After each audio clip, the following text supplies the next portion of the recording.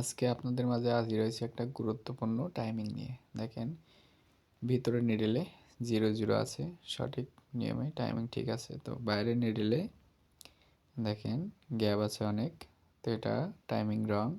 এটা খুব সহজে কিভাবে সমাধান করবেন আজকে আমি সেটাই দেখাবো। তো এটা সমাধান করতে গেলে নিডেল বার লুজ দেওয়া লাগবে। দেখেন নিডেল বার লুজ দিয়ে নিছি।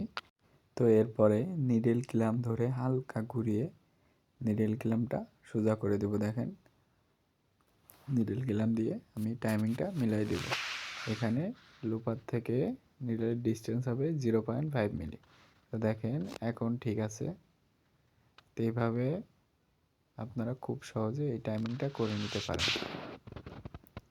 ভেরি সিম্পল একটা টাইমিং।